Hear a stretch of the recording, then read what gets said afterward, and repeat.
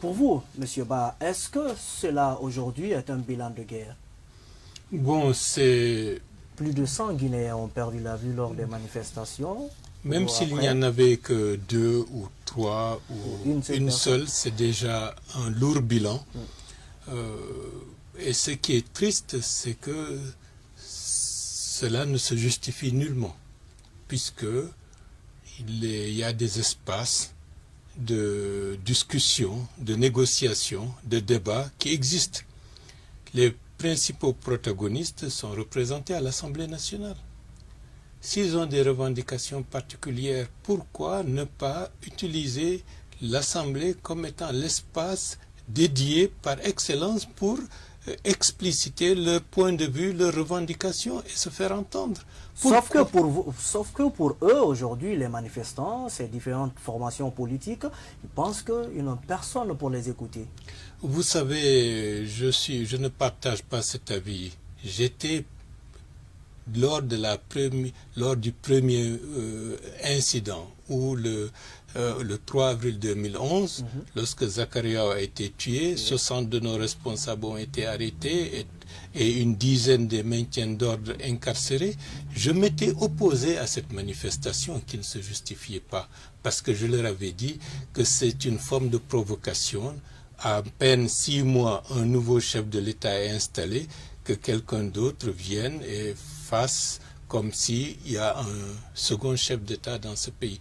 Donc, on peut considérer qu'une première erreur, c'est un certain manque d'expérience, mais qu'on répète 2 fois, 3 fois, 4 fois, 5 fois, et aujourd'hui, on comptabilise plus de 100 morts. Je trouve qu'il y a une responsabilité Alors, pour vous, notoire. la responsabilité? La responsabilité est partagée. Oui. D'une part, ceux qui initient ces manifestations savent pertinemment que dans le contexte ambiant... Sauf que vous en faites partie, parce que si vous nous dites dans cette émission que vous êtes vice-président de l'UFDG, c'est que c'est l'UFDG qui organise généralement... Non, c'est pas l'UFDG. L'UFDG fait partie de cette opposition guinéenne, donc vous êtes responsable. Et pour éclairer la lanterne, je m'étais opposé à cela.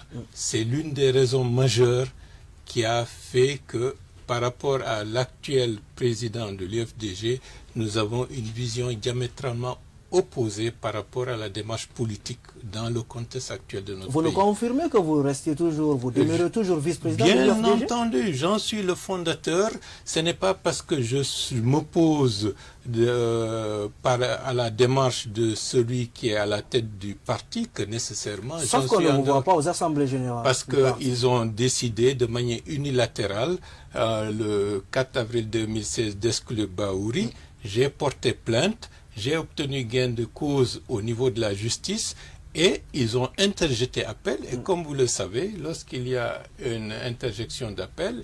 Pour vous, c'est un coup de force contre vous au sein de cette formation politique? Bien entendu, et même au-delà, mais je ne rentre pas dans ces détails. C'est pour dire que la violence a été toujours présente dans l'espace politique guinéen, avant l'indépendance, pendant l'indépendance. Et actuellement, cette violence, elle est instrumentalisée pour des intérêts qui n'ont rien à voir avec la question démocratique, avec les questions de revendications essentielles de la majorité de nos compatriotes. C'est de pauvres gens qui pâtissent de cela. Le respect du calendrier électoral pour vous, ce n'est pas une revendication légitime? On peut revendiquer cela sans pour autant descendre dans la rue, parce qu'on est au Parlement. Est-ce que vous êtes d'avis, justement, peut-être votre analyse sur la question, en Guinée, aujourd'hui, les manifestations, en tout cas les revendications faites par l'opposition, ne sont-elles pas légitimes?